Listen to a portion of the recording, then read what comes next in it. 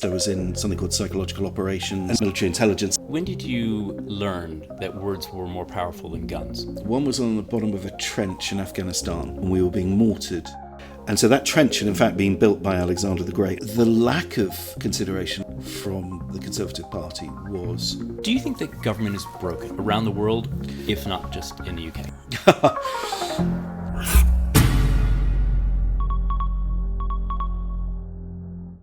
Well, good day. I'm Paul Zimmerman, the host of Think Tank, and today I'm joined by Sven Hughes, CEO of Enigma Strategic Communications. Welcome, Sven. Hello, Paul. How are you doing? Good to see you. Very well. Good to see you again. Yeah, it's been a while. Yes. Really interesting times. We're recording this podcast a few days after the general election in the UK. Yes. And there's some election going on in France as well. And you're a bit of an elections expert. We're going to get onto that in a bit. But for our audience, I'd like you to tell us a little bit about who you are and what Enigma Strategic Communications is. Right. Well, first of all, thank you for having me on the podcast. Fascinating sort of topic that you've chosen to talk about. So I'm looking forward to it. I run a company called Enigma. I've worked for 25 years in the space of strategic communications. And what we try and do with Enigma is very much this sort of ethical end of strategic communications. It's quite a cowboy space. There's a lot of bad actors in this space, including, government bad actors as well. So we try to create ethical methodologies and also export them as well to the widest possible global audience as well. Let's back up. Strategic communications. A lot of people go, what is that? Yeah, and it's essentially it's fancy marketing. I mean, really, it's sort of marketing on steroids. It comes really from politics and peacekeeping and defence. Really, well, that's where I know it from. Yeah. Which is a much greater focus on audience analysis, on deep listening to your audience, and then creating nudge interventions, behaviour change interventions, communications interventions to create measurable behavior change in line with your strategic intent. Brilliant. So essentially it's the same as marketing, but it's just the world I come from or other people come from, maybe it's from a defense side of things. It wasn't selling a product, it was selling peace, selling a concept of a political party, selling, presenting to a target audience something quite important where there's high stakes, and it's quite important to onboard them and to take them on that journey with you. Excellent. You've got a really interesting background. When I first met you, I thought this is a really interesting character. And I haven't really changed my tune on that somewhat. I'm always a little bit wary around someone who can actually judge us by our verbal leakage, as you might call it, or our body language, that kind of thing. And I'm really fascinated by this subject. I'd like you to help us understand how you got to where you are. So let's go to kind of, how did you find the career path that you've gone down? Where did you start out? What was the very beginning? It's so strange because for years I would sit opposite people, recruiters and so forth, and they'd say, "Look, you've got such a weird CV. It's so diverse. It doesn't make sense. You're not a specialist in anything." Yeah. And then gradually over time, because of the emergence of strategic communications, actually it's grabbed these strands and sort of made sense of quite disparate strands. So I worked in advertising as a copywriter, and first as a director of commercials and a screenwriter, and then as a copywriter. But then running in parallel to that, I was also in as a reservist. I was in something called psychological operations and military intelligence, and then latterly attached to one of the more sort of kinetic regiments in a small way as well. And then also running parallel to that was still writing books and films and so forth. So this sort of blend of weird combination of skills that then finally ended up in doing political campaigning and peacekeeping and counterterrorism and all those interesting areas. Interesting is the word. Do you mind me asking, when did you join the reserves? It was the Territorial Army? Years ago, the military intelligence, years ago. I mean, a long time ago. So I did. What were the drivers to that? What made you kind of think, actually, I'm going to join the TA? At what point were you in your life, if you don't mind me asking? Yeah, I think it was in probably mid-20s, if I remember correctly. It's a long time ago, and I don't want to overstate the role I played. But sure. I was very lucky. I joined MI, Military Intelligence, 3 volunteer volunteer military intelligence battalion. Fabulous training, amazing training about the importance of the strategic, the importance of deep listening, the importance of getting to understand your audience. Yeah. Those skills that are still used today. Absolutely. And you couldn't ask for a better training than the one that they give. And then from that flipped into PsyOps and was lucky enough to serve a few years in that and in Afghanistan and so forth as well. And PsyOps, what psychological operations? Yeah. If I'm correct. What is PsyOps? It's essentially the non-kinetic area of battle, which is how do you get people to put down their weapons and walk off the battlefield?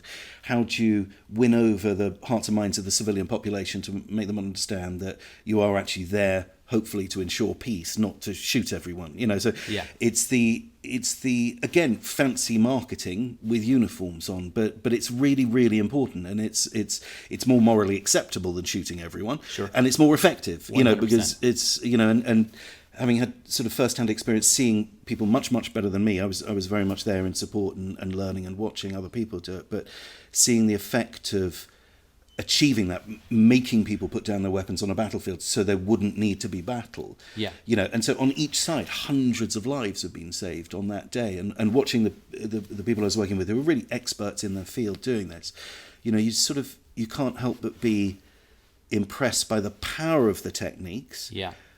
And also the sort of ethical framework, the incredibly important ethical framework that surrounds it, so that it's done the right way. So it's not done cynically as just another weapon system, but it's actually the thing that can win the battle. It can win the war if you do it right, without having to blow everything up. Of course, because in the military, to be honest, people just want the best outcome. Yeah.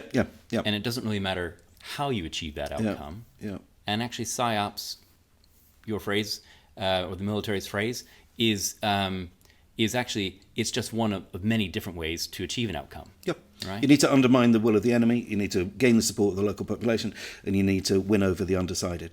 Now, that's actually very similar to when you're running a political campaign. Yeah. You've got to, it's very similar to when you're doing a marketing campaign for a bar of soap. Yeah. It's just in a defence situation. Of course. But the regulation and the laws that surround it in the defence world, we could all learn from in the other worlds now as well. So in politics and in the commercial world, the Geneva Convention is very, very strict about what you can and can't do in terms of PsyOps. Yeah. If only we had that level of legislation, that level of good governance being applied to the same techniques in other sectors, I think we'd be much better off as a society. Let's put it that way. Sven, when did you learn that words were more powerful than guns? There were two very specific occasions. One was on the bottom of a trench in Afghanistan, and we were being mortared, and I was literally sort of lying on the bottom of the trench with a Dutch man who happened to be a special forces soldier, and we were looking down on the floor, and there were these little blue triangles all over the bottom of the floor of the trench. And it was only later when we got back to base, so we got out of that situation, I'm pleased to say, obviously, and we got back to base, and someone told me that they were the arrowheads of Alexander the Great. And so that trench had in fact been built by Alexander the Great, and we were literally got no further in Afghanistan than that trench. Jeez. And it's like, so hold on, so for a couple of thousand years, we've basically been doing it this way, which is everyone's fighting. Perhaps we could try a different way, which is a bit more jaw rather than war. Can we build bridges, not build walls, all that sort of principle. Yeah. So that was sort of day one, was realizing we haven't got this right. Right. The next effect, the consequence of that, is to sort of have more confidence in the idea of, can we get people to put down their weapons by saying the right thing to them? So Operation Bazooka, I think it was about 400 Tier 1 Taliban surrounded.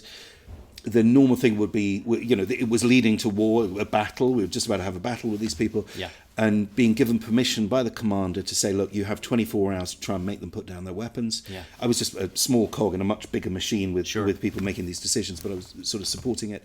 And changing the leaflets that are dropped onto those Taliban from saying, put down your weapons because we're going to start bombing tomorrow, Right. to put down your weapons, or we're not coming to kill you, we're coming to take you to Guantanamo. Yeah. And that change of language made an awful lot of people put down their weapons and avoid a battle that day. So those two examples from the heat of the battlefield, where demonstrably language either could have been or was more effective and more morally acceptable than conflict, because you can't change someone's mind when you've shot them in the head. Yeah. Wow.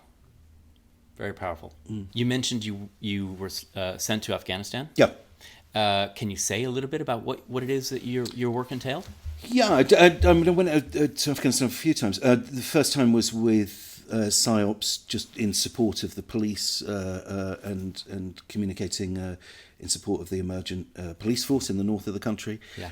Later, I went back as a civilian contractor for 6 months and was more at the sharp end of things in the south of the country. Yeah. And all the while, just trying to learn as much as I could from some very good people who, we don't know their names. They're not in the public domain. They're not being shouted about and lauded. But there's some very, very clever people working in that space and doing an enormous amount of good for good governance building and peace support work that just doesn't make the news. What we see is people kicking down doors and doing all the sort of the shooting end of the spectrum. There's a great deal of effort now in the military in terms of good governance and peacekeeping that I hope can be celebrated more in time as people understand it more. Absolutely, yeah. And you mentioned in your book, we're going to come on to your book, Verbalisation, in a bit. But you mentioned in your book, there's a great anecdote about the leaflet that was dropped on the Taliban, and how words and an image were used to change the attitude of the Taliban in a combat situation. Could you talk about that a little bit? Yeah, sure. I mean, it's in the public domain anyway. So I think it was Operation Bazooka, Falcon's Nest, which was a group of Tier 1 Taliban had been sort of boxed into a certain area and entrenched and were ready to fight. And I think they were surrounded by various forces, international forces on all fronts. Now, normally the way you would invite them to put down their weapons, the standard way is to drop leaflets on them saying, tomorrow we will start bombing this area. Yeah. So it would be advantageous for you to put down your weapons and walk off the battlefield, and you will be treated as a non-combatant if you do that, and that's the standard way, and that was very effective in Iraq. It was, I think it would be fair to say, less effective in Afghanistan, partly for religious reasons, cultural reasons, and so forth. And on this occasion, it hadn't worked. Yeah. Just by changing the leaflet, by deep listening to the audience and understanding that these people weren't afraid of dying. They were quite happy to die and take as many of ISAF forces with them. Yeah. But by changing that leaflet to say, we're not coming to kill you, we're coming to take you to Guantanamo, because that's what they were really fearful of, and depicting a picture of a Guantanamo detainee, I think it would be fair to say a considerable amount of people put down their weapons and walked off the battlefield. Yeah. So that one change of text, that one change of language was the difference between lives taken and lives saved. Yeah. Now, as part of the commander's strategic intent, I would say, they, at the end of the day, they had to neutralise the Taliban in that area. That was the purpose of being there, to secure the area in line with their strategic intent. It's how you do it, though. Yeah. And to have avoided conflict and have achieved it through peaceful means, as I said earlier, more effective and more morally acceptable. Yeah. That's got to be a great win. And the tools that you used, or your teams used, or your colleagues used to kind of do that, obviously involved a lot of deep listening and understanding almost what the enemy, in this particular case, needed or wanted to hear in order to affect the outcome that the military was looking to achieve. And that's in the military context, that's called target audience analysis. So you have within the cell, and it wasn't my team. I was part of a team under someone else's command. So you have a target audience analysis cell, which is essentially that deep listening capability, that what you'd call a planning function or a research planning function in an advertising agency. Yeah. And they have their own methodologies, really, really robust, proven, effective methodologies to get to usable intelligence, something that, is tangible, effective, demonstrable, and is reliable enough that you're going to risk people's lives on the say so. If you're briefing the commander and saying, I think that's not good enough, you have to say, assessed based on the evidence, this will work because, and we'll quantify that. And again, that rigor that underpins it, I'm not sure if it's sort of people in the general public necessarily understand that, because what they hear is Afghanistan, we pulled out, it was all a mess. Yeah. No, there was a vast amount of good work that was being done there, and techniques were being refined and improved upon and made very robust in that kind of theatre that are still now hopefully being used in other theatres at the moment to great effect. And you parlayed this experience in strategic communications, I guess, into kind of political campaigthis and expertise in kind of particularly elections. Yep. Is that fair to say? Yeah, absolutely. I mean, the same. A lot of the people, again, this is again why we need good governance and oversight of this industry. So a lot of people who came from a PsyOps background go into political campaigning or go into marketing. There's an enormous crossover between those worlds, partly because it's sort of the same thing by other means. So yes, I ended up also then going into political campaigning with a company that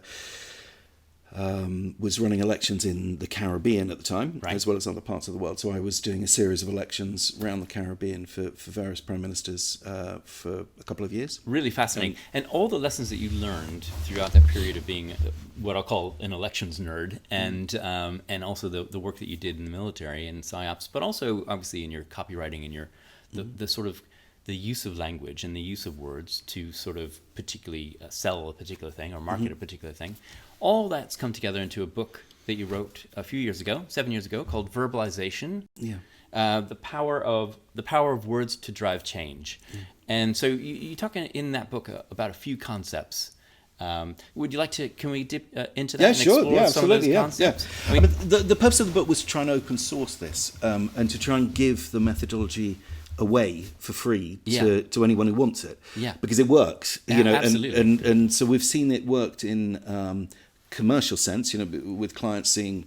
The company I owned at the time, we were using it exclusively, and they were seeing treble-digit sales growth regularly, for each client that we were doing. In a counter-radicalization sense, we were seeing it was underpinning counter-radicalization campaigns that were being very effective to dissuade, in this case, British Muslim youth to go and join ISIS or Al-Qaeda. We were intervening with this methodology. And then also in a political sense. That's in the public domain, that yes, it's all in the public domain, absolutely. And can we talk about that? That campaign's really... That's a really interesting one. So, talk a little bit about how it came together and well, there was one of them was a campaign called "Not Another Brother" that we did at the time, which was to try and intercede and to reduce the passage of radicalized or increasingly radicalized young men from this country going to various other countries that were training. Al-Qaeda was providing training.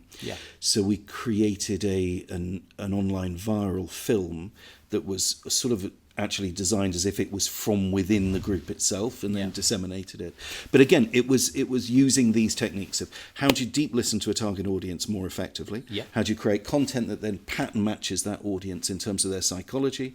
And how do you then use language to then communicate that most effectively to, make them come on that journey empathically with you and want to reconsider their hardline position by the end of the journey. So and correct me if I'm wrong, but that's around the decode, encode, and engage. The kind of so the three principles of then, and I need to be slightly careful what I say about verbalisation because it is a company that's closed down, and we but yes, at that time in that form, verbalisation was very much focused on the decode, which was the target audience analysis. I mean, it's following the same structure as PsyOps or marketing as well. The planning phase, the target audience analysis phase is your decode. You have your encode, which is creating the creative content and using language that specifically resonates with your known target audience. And then your engage, your activation, your campaign creation phase is your third phase, and making sure that everything you do, your belief and behavior in your campaign is directly aligned with the target audience analysis and the encoding. And if you look at Keir Starmer, he's just done an election. The one word you'd get from that is change. Yeah. And so everyone they did their target audience analysis, which said the public want change. Yeah. Okay. Then they create a campaign that change is absolutely all over every single piece of collateral. Every single touch point becomes a talk point, and everything becomes an expression of change. Yeah. And then the activation is then everyone has to use it in every speech and every TV interview till the audience is slightly blue in the face. Absolutely. But it worked. I remember the BBC correspondent Chris Mason actually sitting down with several of the sort of now cabinet. Yeah. And he just kept hearing the same messaging over and over again. He said at one point, he said to somebody, he was like, I think we've got the message now. Yeah, but sometimes, I mean, this thing, you don't presume for a second the audience is listening to what you're saying. Yeah. So you can say it 100 times and it's going to be once or twice. And then if they believe it, and then if they find it resonates, and then if they're in a good mood, and then if it has to be on a Friday and not on a Tuesday, and then they've got their kids to pick up from school, so they don't give a damn anyway what you say. Do you know, this is the thing. I know people get infuriated by the repetition, but has it done Volvo any harm talking about safety? Has it done Coke any harm talking about taste? Did it do Trump any harm talking about great? Did it do Starmer any harm? There's a name for people who use it. They're called prime ministers and presidents. Yeah. There's a name for people who don't use it. They're called former prime ministers and presidents. It's really quite simple in terms of, Absolutely. When we met each other a few weeks ago, you were saying, particularly on the Starmer note, that actually it was almost verbatim taking what Obama had done. Yeah.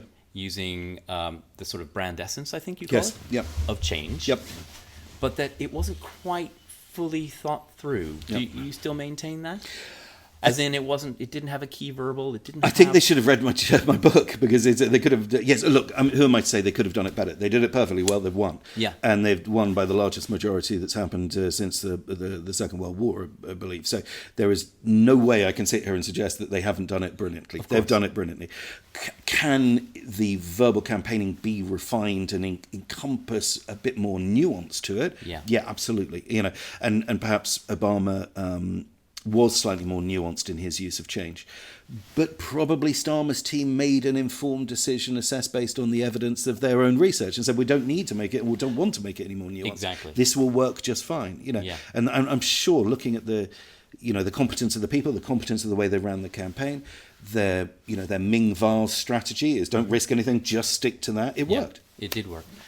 Was there anything surprising at all about the results? Moving on to the election itself, I mean, was there anything kind of really, really surprising to you about the outcome?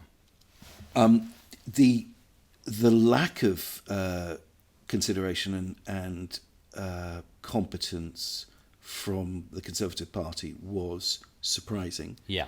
I mean, you grow up in this country, don't you, with sort of 14 years, fine, but right the way back since Thatcher, when I was young, the idea that the Conservatives are sort of a winning machine. When the chips are down, they will click into gear and they will be competent and they will be almost ruthless in their campaigning ability. There didn't seem to be really any evidence of that. I mean, maybe he was unlucky as well, but it felt like the rot was so deep set. It was so rotten to the core as a party, as a machine, a campaigning machine. I was surprised to see just how bad it had become. One of the key things I think that I've lived in most of my adult life in the UK, and in fact I moved here around a year or two before Labour swept to power. New Labour swept to power under Tony Blair. And as an American at the time, I was really curious about the way politics work here. Versus in America.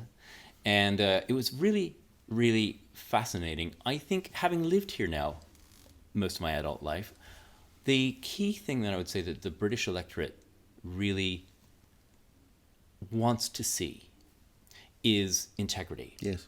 And it just seemed that over the course of the last few years, not necessarily all 14, but there seemed to be a disconnect a little bit from a comm standpoint, the imagery, the messaging that got out seemed to be disconnected with this sense of integrity that most of the British public want to see.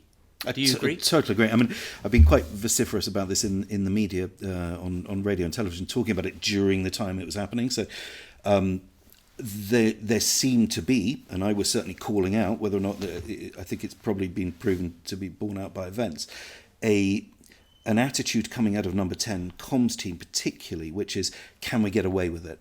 Yeah. Can we get away with saying this, Barnard Castle? Can we get away with excusing Partygate? Can we get away with excusing the betting scandal? Can we get away with what happened to the post office? If we just tell enough lies or semi-professionally communicate it away, we can sort of make it go away and they'll let us carry on. That not only is it morally inexcusable, it's also so incredibly damaging for our industry. Yeah. And this is what really infuriates me: is the standards, the requirement for ethics and morals to be baked into strategic communications has always been there. Now more than ever, it's a defence grade weapon system in some hands. Yeah. It is. If you take it into the theatre of war, it's covered by the Geneva Convention. Yeah. It's considered a weapon of mass destruction, the same way as nuclear, chemical, biological. Yeah. But if you try and get a politician in this country at the moment to put legislation in place to clean up the Stratcom sector so there isn't that kind of malevolent use of it out of Number 10 or any other party for that matter, they won't introduce the legislation because it's what gets them into power. And they're not going to legislate against the thing that gets them into power. When you say legislation, what precisely would you recommend? Well, first of all, okay, let's take it from a defence point of view. There was really strict rules that governed what we said had to be accurate. It had to be credible, timely, accurate. You had to have a code at the bottom of each piece of PsyOps material you put out that would show not just where it came from, but the individual members of the cell that made that piece of communications. Yeah. So that ever in the future there was some sort of legal case, or if there was ever, that you could account for everything that you're putting into theatre. Yeah. You could say what it was informed by, why you made the decision, what was the strategy, and what was the intent. Right. Now, if you look in a political environment at the moment, that's just not the case. I mean, there is notionally this idea that you have to say that you're representing one party or not, but there's a whole use of grey ops, of misrepresentation, of misinformation, disinformation. Yeah. There are false allegations made on both sides since the calling of the election, with false claims of saying someone was done for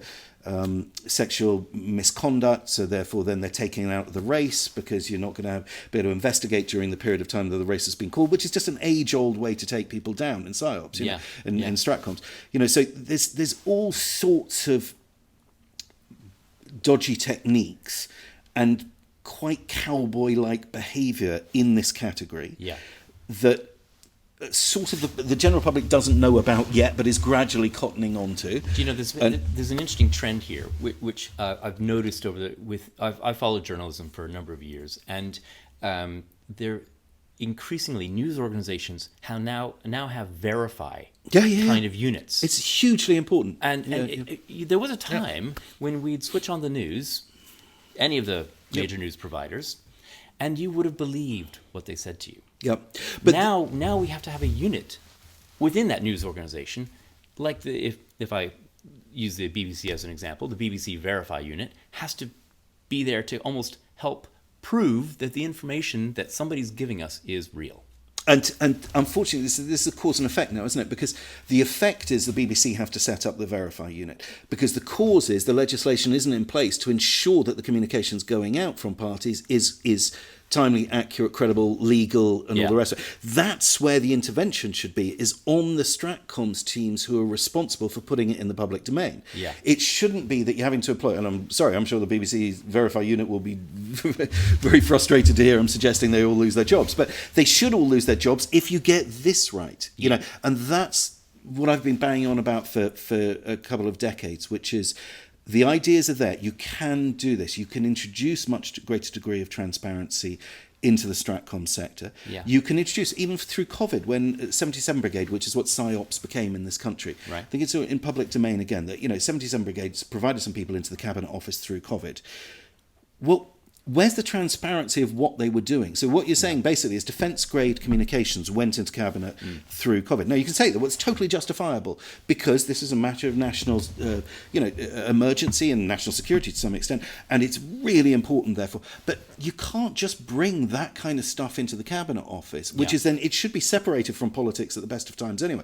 Bring it in, start using a defence-grade capability into politics in this country, and not make it, well, this is why we're doing it, this is who we are, this is what we're doing, and these are the legal terms by which we operate. None of that's been discussed, and that really concerns me. And I said it publicly at the time. I was, this isn't sort of looking back and seeing throwing stones backwards. I was saying this at the time. We need a national conversation about ethics of communication.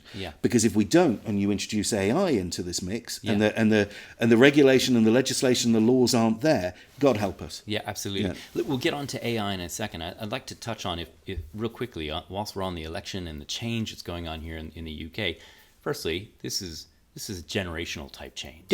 Right? There's lots of people in the country who've never really seen anything other than what was there before for the last 14 years or so. And so this is a big moment in UK political history. What's your advice to the new government? Well, I'm not sure they'd take it if I gave it to them, but let's see. I think they're doing a great job in the very short period of time that I've seen them operating so far. I think using your own framework. Right, deep listening, going in, understanding the sort of the things that we care about as a nation. What do you think that they need to tap into? Well, I think they are already, which is, I think, the consistent theme that seems to be coming out from Starmer himself, but also Rachel Reeves, I think. Rachel Reeves, and a few others, is this notion of service, which is, this, and I think this is a really, really the smart message to be putting across at the moment, which is the time of egos, the time of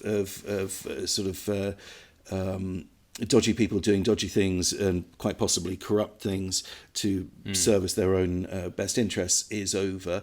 And now the reset will be, to what extent are you improving the country? And if that notion of service to do that, and that should be celebrated, and people in the public should see and celebrate those people for that. And so, yes, if they're going to become household names and they're going to get celebrity from that, fine, as long as you're celebrating the right thing, that's good, that's great. It's not taking bets on losing yourself and all this sort of corruption that was going on before.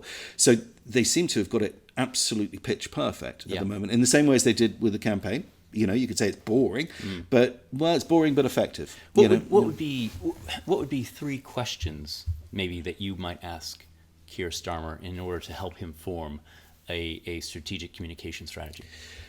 What does the audience want to buy, not what do you want to sell? And I think he's got that one absolutely done. It would be the number 2. From my point of view, what are you going to do to increase the degree of ethics, which he obviously stands for, and social responsibility, which he obviously stands for, into the communication space, so that when he does say it, we know he's telling the truth, and it doesn't need verifying, and there's a transparency in terms of what he's doing. But again, he's done a great job in terms of that, doing a press conference after his first cabinet meeting. That hasn't been done for a while. 100%. And giving a transparency of governance, and showing the workings of good governance. Should only be celebrated. So that would be number 2. And number 3, I would imagine the quickest thing to be said is the legacy of unresolved matters from the last government to be seen to do justice, if that's from the post office, or if that's in terms of PPE, what actually happened during the PPE scandals, which are yet to be proven. The blood transfusion scandal. There's a whole load of legacy issues there that need, okay, if you're as good as your word that you are going to genuinely change this situation, then natural justice needs to be seen to be served. And I hope, without it being vindictively going back in the past to punish people for the sake of it, but if there has been wrongdoing, then I think holding people to account and saying, and this is no longer good enough, and this is no longer acceptable, is an important part of that. One of the interesting things, I think it was my own daughter who pointed this out, that actually the cabinet is now one of the most gender diverse cabinets in history. And also I think she pointed out that the cabinet has got more state school educated than ever before. Ministers than ever before.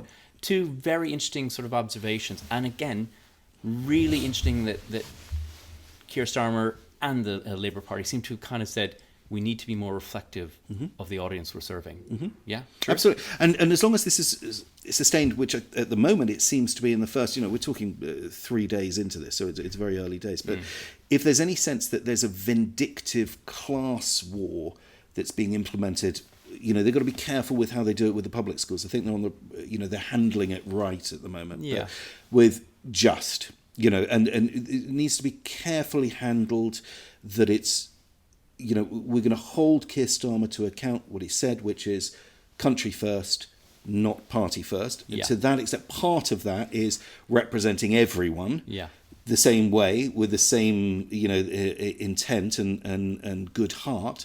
If he can do that, then, all power to their elbow. I mean, it's fantastic. There's diversity. It's fantastic that they're younger as well. There's an age difference.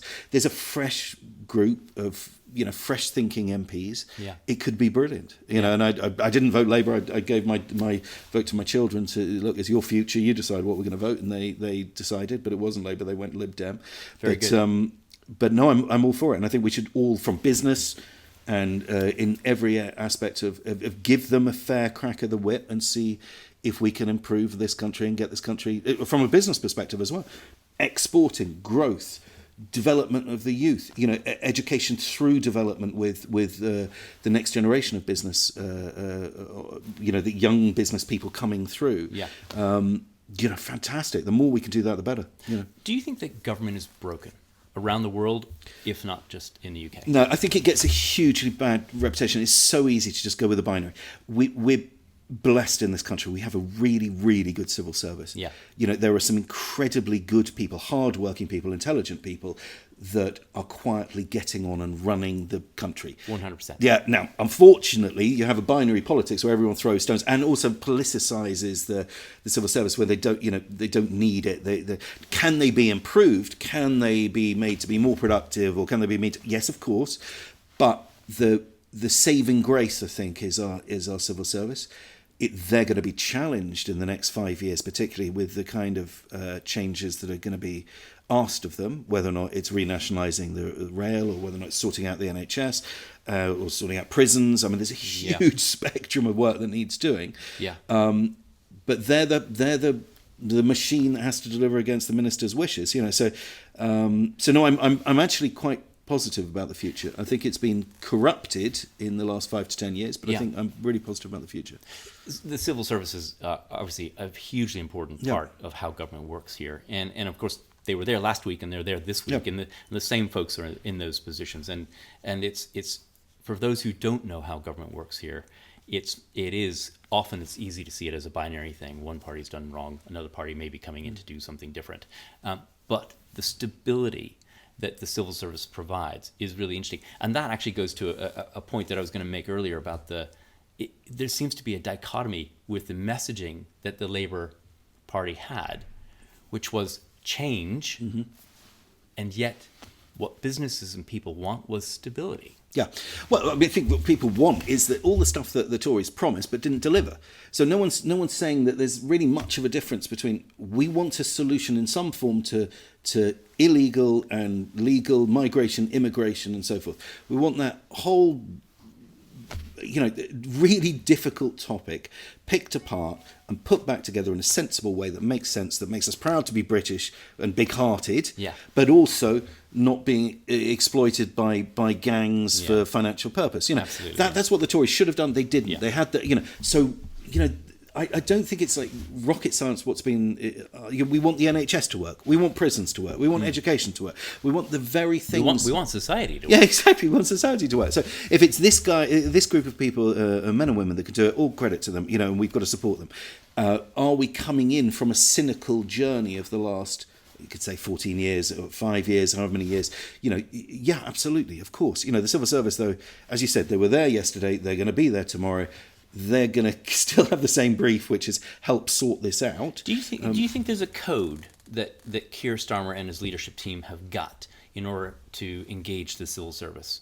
And that code, like, what might that be? Well, to work collegiately with them, rather than stop throwing stones at them. They became, especially under obviously Boris Johnson, it became fair game to use them as part of the sort of culture war. Yeah. To throw stones at them. But at the same time going to Barnard Castle and not having an issue with that. But anyway, we won't go into that side of it too much. But sure. Just a collegiate, sensible, grown-up working relationship with the civil service. So putting country first, putting the right messaging around it in an ethical, honest, transparent and accountable way. I'm sure a great deal can be achieved. I mean, obviously it depends on the economy and growth. Yeah. But, I think the national mood has to be constructively supporting that agenda and creating comms that invites people to constructively support that agenda rather than just sitting on the side trying to take it down, because it's going to destroy us all if we just sit there and throw stones at it. It doesn't matter which political party is doing it. This needs sorting out. It's on the table. Let's sort it out. Same as it's a very business-like way of doing it. Interesting. And so, what advice would you give to folks at a sort of a departmental level, like say the DWP or the Home Office, or are there different ways that folks have to be engaged now? I would suggest, and again, it's said humbly without having seen the target audience analysis that they're going to be looking at. So it's not informed by, it's starting a sentence with "I think" rather than assess based on the evidence, which is always not a good idea. But however, having done a lot of target audience analysis in this country at the moment for other clients, transparency. Just vision and transparency. This is where we're going. You can't lead anyone unless you know where you're going. So this is where we're going, and this is the transparent steps, but also pitfalls and problems that we are facing along the way.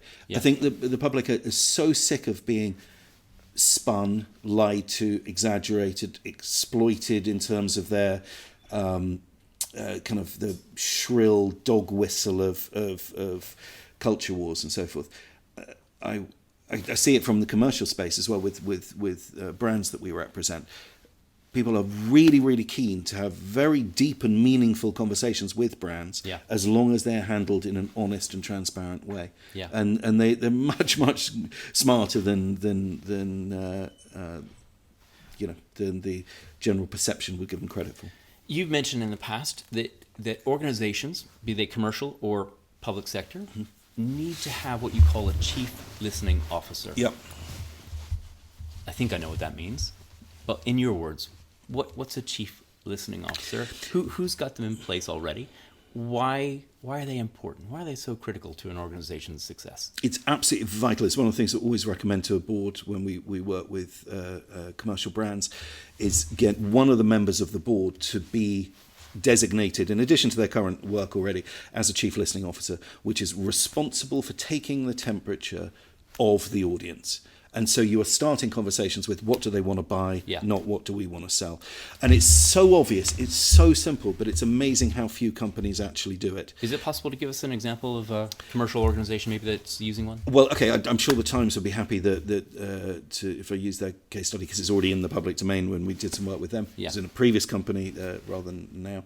But the positioning that led to the difference between informed and well-informed for the Times came through that kind of commitment to listening to the Times audience, and the particular CMO at the time making sure that messaging was conveyed right up to the board and to the editor, and so they could see, hear, watch it themselves. That is what the audience is feeling. Look, we can actually pattern match our brand. That's why our brand is so resonates in a certain way, and so it's not a marketing spin overlay. It's saying, actually, look, we're hearing the heartbeat of our brand, what it actually means to people, the core of our brand.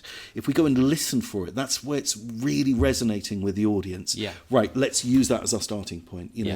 I'm loath to give current clients work, discuss it publicly, obviously, because it's live jobs, but where does the role of the chief listening officer sit? Do you see that reporting directly in the C-suite territory? Yeah, to the CEO? Absolutely. Put it in the C-suite, because normally what you'll have is the head of research would sort of, obviously be that role to some extent, but they don't necessarily have representation in the boardroom. So it's either you promote that person to be representative in the boardroom to some extent, or you have someone in the boardroom who will be engaging with that person, saying, right, I need the briefing, because in every board meeting I want to be able to talk to this. Yeah. So it's each company is different how they do it, but it's really important that the CEO and the rest of the leadership team almost has no excuse not to hear what's actually being said about their brand. How would you use that role of chief listening officer? How would you use that in the public sector space? Like, where does that sort of role fit in, either in terms of the governing government, governing party, or in the civil service that we talked about earlier? Yep. Where does that, like, if you're at DWP or a local authority, that kind of thing, where does that role sit? How do you see them being most effectively used? Okay, sort of answers the question without answering. I'll maybe come back to that question. I'll say how I do it. So I perform that role when I work with prime ministers and so forth, and I have the underpants conversation with them, which is I'm the person that sees them in the morning when they're still in their underpants before they've even had their breakfast. Right. And that's when I need to be telling them, this is what people are saying, this is what people are thinking. Yeah. You need to be aware of this, Prime Minister, before you even put your clothes on and go out for the day. Do you know what I mean? You need to hear it now, and you need to hear it the last thing before you go to bed. So you wake up in the morning with, what are the public saying?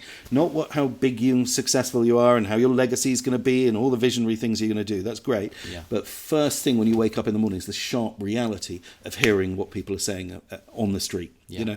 And so my role would be, through my team, would be to prepare that, not just media monitoring, that's a report you can hand over, but is actually to sit opposite them and look them in the eye and say, you need to hear this. Yeah. Do you know what I mean? So now, in answer to your question, therefore, at a local government level, are they actually doing that? Now, they flatter themselves to say that they are, a lot of these things. So, no, we do our research. And it's like, well, yeah, you do research 3 times a year, or you do research by scraping the internet, or you buy data that therefore gives you this insight, or, and there are lots of different ways they sort of say that they're doing it. Yeah. The chief listening officer will be the one who is responsible for drilling down, really having the responsibility to find the truth of that situation and communicate it on a daily basis to the people who need to know, because it will affect the campaigning that they do, or it should do. Yeah. It really directly is the crucible of good empathic campaigning. A lot of local authorities in particular would argue that they're cash strapped. They don't have the resources. Yep. They don't have the skill set. Yep. What's your recommendation? Where would that sit? I mean, is it possible? That's rubbish. Is it? Absolute rubbish. I mean, it absolute nonsense. It's lazy. It's self-indulgent, and it's not true.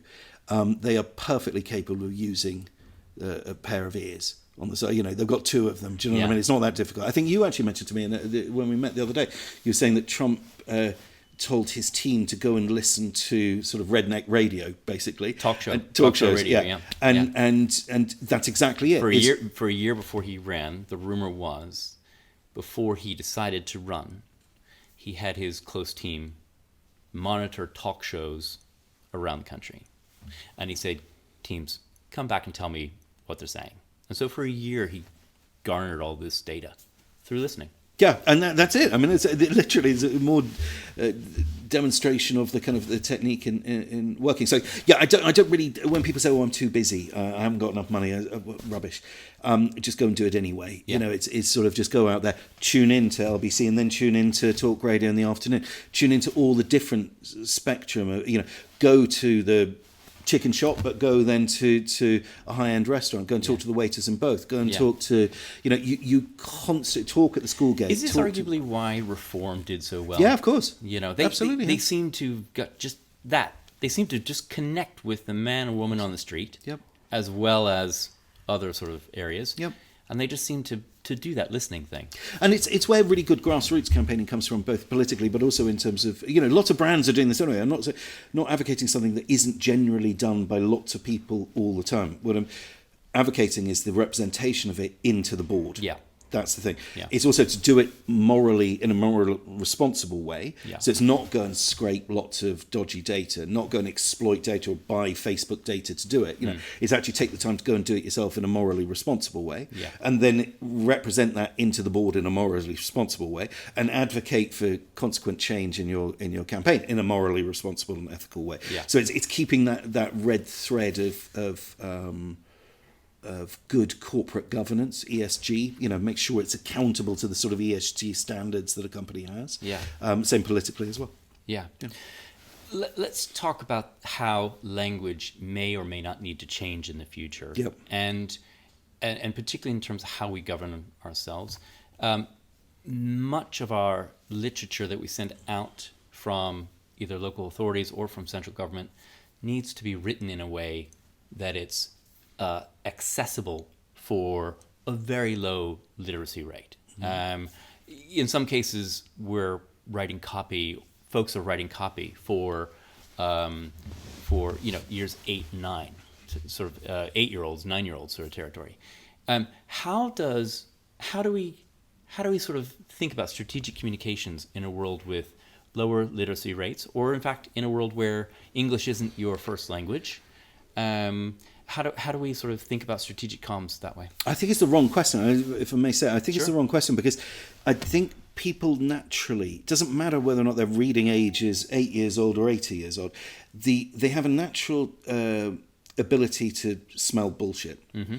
So if you've got Biden walking around not knowing which way he's going, and you communicate to them saying, no, don't worry, it's not early on Alzheimer's, it's he was just a bit tired or whatever. Yeah. People know that they're being lied to. It doesn't Yeah. matter how you phrase that according to which age group you phrase that, you know?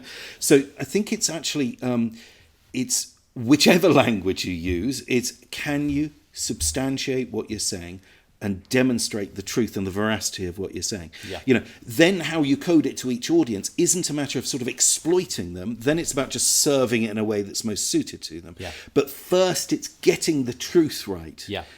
We know that there was a lot of corruption going on in this government. We can smell it. We can see it in this government. It didn't matter how many times they told us there wasn't. We could all sense there was. Do you know what I mean? They could do that in a base way or in a very articulate way.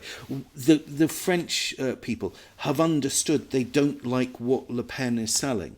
It doesn't matter whether or not Le Pen was saying it in this language or this language. Yeah. They just got a sense and said there is a majority who doesn't want that. Yeah. We can tell.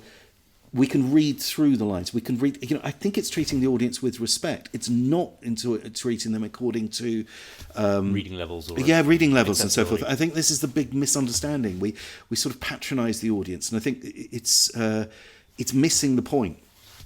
The future of language is changing substantially with artificial intelligence in particular.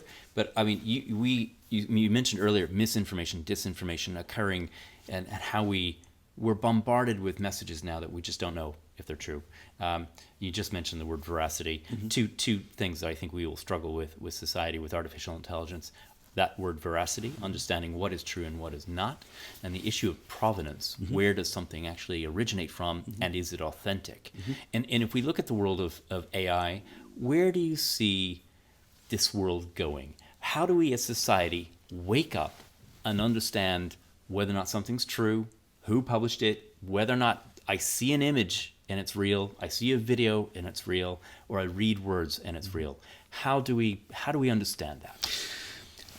Yeah, absolutely. It's crucially important, and now I don't want to kind of keep repeating myself, but it does go back to something that I was saying earlier, and maybe I've overstressed, but it's sort of so clear cut. In a defence environment, international PsyOps was not allowed to do grey ops or black ops. You're only allowed to do white ops, which means it had to be fully transparent, attributable, with a code on it that said where it was created, this content that was put out into the public. Yeah. Grey ops is when you are basically when you take away the source, and black ops is when you're pretending to be someone else and putting out false information on as if it was from them. Okay, so you've got white, grey, and black. It is absolutely illegal in or at least in terms of the Geneva Convention, in terms of the appropriate standard operating procedures, to be doing grey or black ops for the kind of work that I was involved with anyway. Right. Why aren't we introducing that kind of rigour, that kind of very clear legal rigour to communications that are using AI-generated comms, or any kind of strat comms now that's used for politics and so forth? Now, it needs designing. The legislation needs designing, but this is not beyond the wit of the legislators. There is already precedence for this in terms Yeah. of defence-grade communications. Right. We just need to apply it across and kind of rejig it a little bit. Would you force technology providers to be legislated? Oh, personally, yeah, of course, absolutely. Because, and I know Musk will hate that and so forth, but it's not just in terms of the malign influence of. Look, there are quick ways to get people to do things, right? There's people standing behind these cameras and so forth. Yeah, we just need to press the fire alarm. An audio impulse will make everyone run out that door. Okay, there are certain things in society that are out there that if you press those buttons, people will respond in a certain way. Yeah. It is therefore irresponsible and not for the social good to just keep pressing those buttons because it's convenient, because you know you can make someone do something. That's what the far left and the far right do, is using that exploitation of behavioral techniques to try and get themselves power by exploiting the society and feeding off the society's weakness for their own agenda. Of course, we need to put some rigour around that. We can be a good-hearted society. We can be a liberal, small L liberal society. We can be, but also a small C conservative society, protecting the things that we stand for in a culture. But that has to be also robustly administered and protected. It's not just the goodness of people's hearts. Will have. There are some very malign influences out there. There are some very shady people working in this space, and there is technology that is increasing beyond legislation in its current form. Yeah. Of course, we need to put some guardrails on that. And anyone suggests that we don't is either living in complete and utter cloud cuckoo land of libertarianism, or is just not educated on the subject. It's really as simple as that. Even before AI, there was disinformation and misinformation, particularly and potentially with regards to previous elections, be it the Brexit referendum here or I've done it myself. US presidential elections. I've done it myself, and I worked at a company that was, we did, I believe, and that's why I left the company, crossed the line. I left them on moral grounds. They then went on and really crossed the line and became Cambridge Analytica and all the rest. I left them years before. But some of the techniques we were using to win elections around the world, we're talking about essentially overturning democracies by using some of these things. Now, I and it's going on to this day. There's a huge industry, multi-billion-dollar industry, not $1 million, billion-dollar industry of putting people into power and taking people out of power and social engineering the scenario to create that change, rather than representing the democratic wish of the public.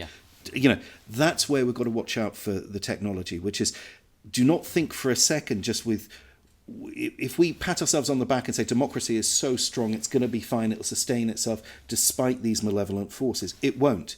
It will be exploited on behalf of this malevolent forces using the technology, and before you know it, it'll be gone. And they're kind of like, where did it go? And that goes back to vote rigging, that goes back to counting, that goes back to the online systems of counting, that goes back to bribery, that goes back to false allegations of sexual misdemeanors. We've just seen it in our election in this country. False allegations of sexual misdemeanors. Someone suddenly out of the race. By the time their name is cleared, it's too late. You know, and that's one of the oldest techniques in the book. What specifically would you say, if you could wave a magic wand today on the future of AI and the future of language, what would you wave today and say, do that to protect society? The attribution of information that comes out of one of the artificial intelligence, some sort of branding, some sort of branding within almost the DNA, the informational DNA. So like Bitcoin, bit chains or whatever they're called, some sort of embedded attribution. Authenticated. And so whether or not it's in the metadata, whether or not it's in something way beyond my technological capability, but there must be some way of almost ensuring that it's stamped, that it came out of here. And a blockchain underneath that would actually help with that. There you are. I defer to you in terms of how it would be done. Because the moment you do that, then suddenly you will have the threat of future legislation now being taken very seriously in the boardrooms of these companies around the world, which is, you can't just disseminate this stuff and expect not one day to be held account. Yeah. Okay. Now, what form that will take, we don't know yet. Yeah. But the idea that they have to start baking that in, so there is now now you're taking it a bit more seriously, aren't you? Do you know what I mean? Now you actually care about what comes out of your machine. Yeah. What can we do, therefore, then to work collegiately and collaboratively to make sure that isn't restrictive, but rather it's responsible? Yeah. We've seen this with social media. Over the years, social media went completely anarchic. Anyone could get on social media, say whatever they wanted, and eventually the big firms, the Metas, Facebooks, Instas, and Twitter, now X, use the old blue tick to kind of say, you're Sven Hughes. So now I trust that you're actually Sven Hughes. Or that I'm Paul Zimmerman. And now we're using those kind of almost hacks, if you want to call them that, to kind of go, this person's legit. Right? That's a really interesting thing, that we've actually evolved social media. That's what's happened with our social media use. Is that we got to a place where we needed to verify who was saying this. And that's just in any other area of business. You've got the supply chain, in the responsibility of supply chain. Are you sure there is not slavery in your supply chain? And you need to be able to track and trace your supply chain 100%. back to source. It's not any different. And I know that there's this sort of romanticism of this bit of business which says, but we're different. And it's like, okay, you're different, but there's also something called society. There's also something called truth. There's also a truth, a version of truth, a truth that can be independently verified and so forth. And there's also responsibility of, as I said, a weapon system grade persuasion technologies and processes that are out there. We have to be rigorous and be able to discuss that in a grown-up way. What are the kind of, from a private commercial standpoint, what are the private sort of sectors out there that are interesting, or the types of businesses that are interesting to you in terms of the way they are modernizing and changing the notion of ethical communications? Well, that's what we very much stand on. So it's weird. I've for many years spoken about this notion of ethical strategic communications, the need for legislation, all this sort of stuff, shouting into the wind. I work with the DCMS committee, I work with the FBI, I've worked with many different groups of people to try and put some sort of structure around the thinking and so forth. None of it came to anything. In the last year and a half, 2 years, everyone suddenly now is understanding it and liking it. We're winning these awards and all the rest of it. And it's like, okay, now finally you're getting there, which is, look, if we can do this right, it shouldn't be a sanction. It's trying to get through to clients, and I think hopefully increasingly successfully, which is, this is a way to basically align with your ESG commitments, be more efficient and effective, more morally responsible, and more commercially successful. So this is like, what's not to like? You are more efficient and effective. You can say to your shareholders, to the general public, to consumers, look how we do it. Isn't it good? Come into the kitchen. We'll show you how we cook this nice marketing meal for you. Know. And it aligns with your greater purpose, your belief and behaviour of your company, and makes you money. Are there companies out there that you would call out and go, they're doing it right?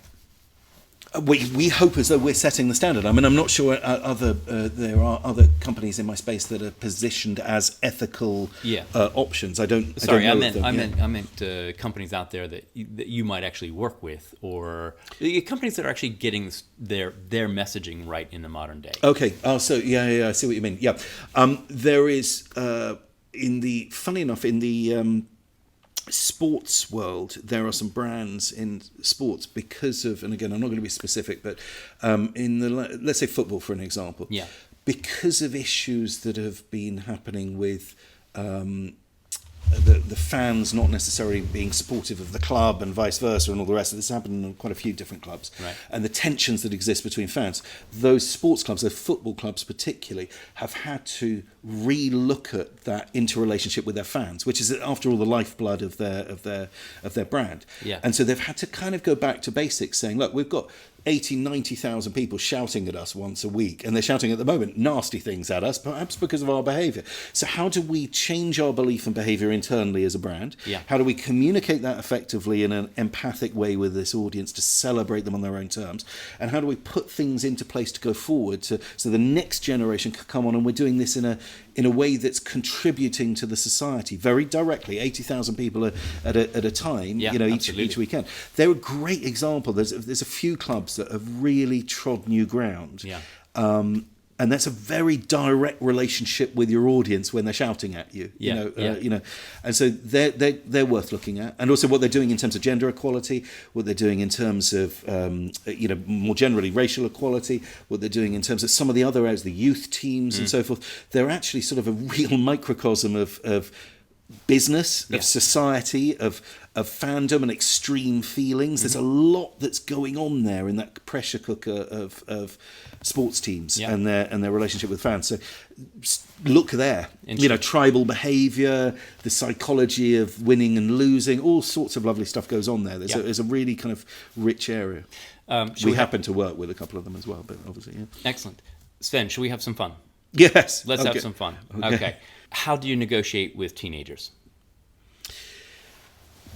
You take away all rational thought and go completely on the emotional space. Okay. In the first instance, and all logic, rational thought, and predictable behaviour. Yeah. No, you just got to listen, haven't you? You just got to deep listen. There's obviously, of course, with a teenager like anyone else, they're struggling to express strong emotions, and their language isn't capable necessarily of catching all of the emotions they may be feeling, and they're not verbalizing those emotions in an effective way. That's no different from a political audience as well. Sometimes you go to an average convention and hear what's chanted at the moment in London, on the streets and political reasons. So as always, it's deep listening, patience, sensitivity, starting assessed based on the evidence, not I think, trying to get to the root cause of the unmet need. It's no different from any other audience. It's no different. Do you think that your boys actually understand how to communicate with you, like in a way that like they know how to get around the system? Yeah, I think they're getting wise now to it, because it's essentially, if you think about it, what we sort of have as a company is this idea of we create empathy engines for clients. Yeah. And so I've got two boys. If I want them to go to bed, the behavior change is always the same. Go to bed. I want you to go to bed so mummy and daddy can have a glass of wine. So then it's how do you phrase that to each of them who is an individual. So with one of my children, it's, I'll race you upstairs. Let's gamify it. And the other one is daddy's going to get angry. So all you're doing is changing the sort of empathic door to achieve the same behavior change, which is go to bed. I think they're working that out. I think they can see that coming a mile off now, and probably are doing it back. But I think they've got savvy. This is the thing: the audience gets too smart. Yeah, brilliant. It's the problem for our industry. Sven Hughes, it's been an absolute pleasure having you on Think Tank, and I hope you've enjoyed it as much as we have. Yes, I hope some of it made sense. Thank you very much. Good to see you. Great.